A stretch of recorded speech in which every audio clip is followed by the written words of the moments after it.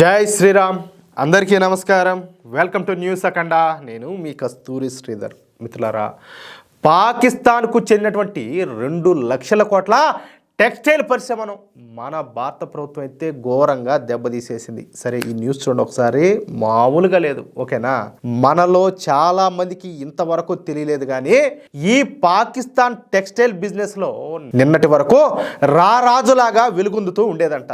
పెద్ద ఎత్తున ఈ టెక్స్టైల్ ఎగుమతులు చేస్తూ ఈ పాకిస్తాన్ ప్రతి సంవత్సరం కూడా దాదాపుగా 2 లక్షల కోట్ల రూపాయలను ఆర్జిస్తూ వస్తుందంట. అంటే ప్రతి సంవత్సరం కూడా దాదాపుగా $23 బిలియన్ విలువైనటువంటి టెక్స్టైల్ ఉత్పత్తులను ఈ పాకిస్తాన్ అయితే ఎగుమతులు చేస్తూ ఉన్నది. అసలు ముందుగా ఈ పాకిస్తాన్లో ఉన్నటువంటి ఈ టెక్స్టైల్ బిజినెస్ గురించి 4 ముక్కలు చెప్పే ప్రయత్నం చేస్తా.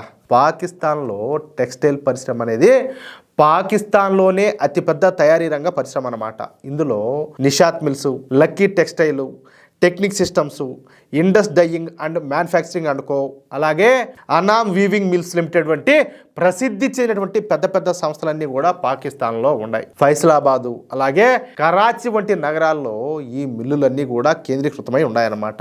ఇది జిన్నింగు, స్పిన్నింగు, వీవింగు, హోమ్ టెక్స్టైల్ వంటివి ఉత్పత్తి చేస్తూ దేశ ఆర్థిక వ్యవస్థలో కీలకమైనటువంటి పాత్ర అయితే పోషిస్తున్నాయి. అంటే సంవత్సరానికి 2 లక్షల కోట్ల రూపాయల సరుకులను ఎగుమతులు చేస్తున్నారంటే పాకిస్తాను ఈ టెక్స్టైల్ రంగంలో బాగానే అభివృద్ధి చెందిందని చెప్పేసి స్పష్టమైతే అవుతుంది. దీనికి తోడుగా పాకిస్తాన్లో ఉన్నటువంటి రైతులు పెద్ద ఎత్తున ఈ పత్తి పంటను అలాగే ఈ జనుము పంటను పండిస్తూ ఉండడం కూడా ఇందుకు ఒక కారణంగా చెప్పుకోవచ్చు. అంటే పాకిస్తాన్లో అటు రైతులంతా కూడా ఈ పత్తి పంటను అలాగే ఈ జనుము పంటను పండిస్తూ ఉంటే పాకిస్తాన్లో ఉన్నటువంటి పారిశ్రామికవేత్తలంతా కూడా ఫ్యాక్టరీలను స్థాపించి ఈ టెక్స్టైల్ ఉత్పత్తులను ఉత్పత్తి చేస్తూ ఉంటే పాకిస్తాన్లో ఉన్నటువంటి వ్యాపారవేత్తలు ఈ టెక్స్టైల్ ఉత్పత్తులను విదేశాలకు అమ్మి సొమ్ము చేసుకుంటున్నారు. అంటే ఈ లెక్కన ఈ టెక్స్టైల్ బిజినెస్ పైన పాకిస్తాన్ గట్టిగానే ఆధారపడింది. కనీసం అంటే కనీసం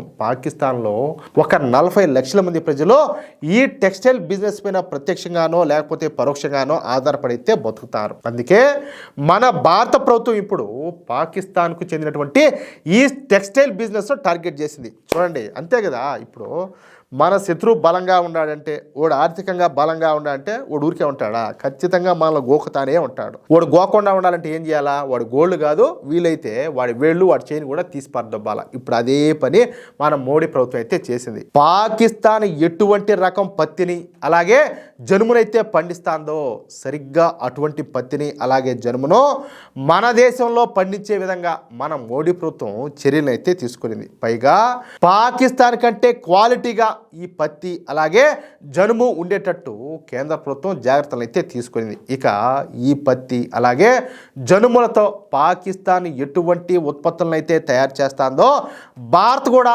అలాంటి ఉత్పత్తులనే తయారు చేయడం మొదలుపెట్టింది. ఇక మన దేశ ముడి జనుములు క్వాలిటీగా ఉండడం అలాగే వాటి నాణ్యత కూడా ఎక్కువగా ఉండటం, వాటి ఉత్పత్తులు నికార్సుగా ఉండటంతో ఇక పాకిస్తాన్ నుంచి ఈ టెక్స్టైల్ ఉత్పత్తులను కొనుగోలు చేసేటటువంటి సంస్థలు ఇప్పుడు భారతదేశం నుంచి ఈ టెక్స్టైల్ ఉత్పత్తులను కొనుగోలు చేయడం మొదలుపెట్టాయి. అర్థమవుతుందా? చూడండి ఎట్టగొట్టారో దెబ్బ. ఇప్పుడు మనం పోయి వాళ్ళని ఏదో చేయబల్లా, వాళ్ళు ఏ విధమైన పంటను పండిస్తున్నారో వాటిల్లోనే ఇంకా క్వాలిటీతో పండించడం మొదలుపెట్టారు.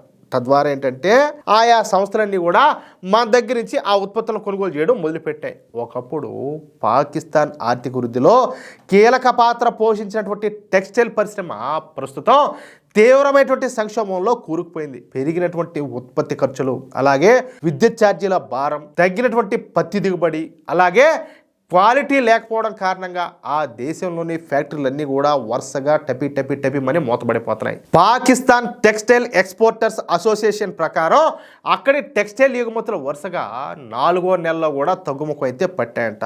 గతేడాది జూలై నుంచి నవంబర్ మధ్య కాలంలో ఎగుమతులు 10.39% తగ్గి $12 బిలియన్ పడిపోయినట్లు Pakistan textiles exporters association general secretary అయినటువంటి అజీజుల్లా గోహిర్ అయితే తెలిపినాడు. ఒకప్పుడు $23.3 బిలియన్ ఉన్నటువంటి ఎగుమతులు క్రమంగా $17 బిలియన్ అక్కడి నుంచి మరింత కిందకు పడిపోవడమే తప్ప కోలుకోవడం లేదని చెప్పేసి ఆయన ఆవేదన అయితే వ్యక్తం చేశాడు. దీనికి తోడు పాకిస్తాన్లో ఈ పత్తి ఉత్పత్తి దారుణంగా పడిపోయిందంట. పాత సాగు పద్ధతులు అలాగే నాసిరకం విత్తనాల వల్ల 15 మిలియన్ల బేళ్లుగా ఉండేటటువంటి పత్తి ఉత్పత్తి ప్రస్తుతం 5.5 మిలియన్ల బేళ్లకు పడిపోయిందని చెప్పేసి పాకిస్తాన్ కాటన్ జిన్నర్స్ ఫోరం చైర్మన్ అయినటువంటి ఇహాసానుల్ హక్ అయితే తెలిపినారన్నమాట.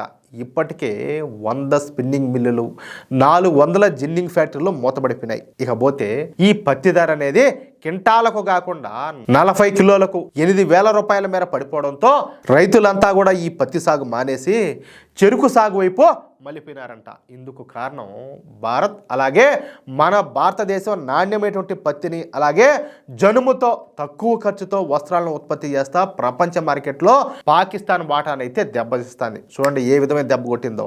మన దేశంలో స్థిరమైనటువంటి ప్రభుత్వ విధానాలు అలాగే తక్కువ విద్యుత్ ఛార్జీలు ఉండడంతో పాక్ పరిశ్రమలు అన్నీ కూడా వాటితో పోటీ పడలేకపోతున్నాయి. దీంతో ఇప్పుడు పాకిస్తాన్కు గుండెకాయ లాంటి ఈ వస్త్ర పరిశ్రమ కూడా ఇప్పుడు దివాలా తీసే స్థితికి అయితే చేరుకునింది. మన భారత్తో పెట్టుకుంటే ఎలా ఉంటుందో ఇప్పుడు మన మోడీ ప్రభుత్వం పాకిస్తాన్కు మరోసారి అయితే రుచి చూపిస్తారనమాట. అది విషయం. చూడండి చిన్న స్టెప్, వాళ్ళు పండించే పంట ఇంకా క్వాలిటీతో పండించడం మొదలు పెట్టారు.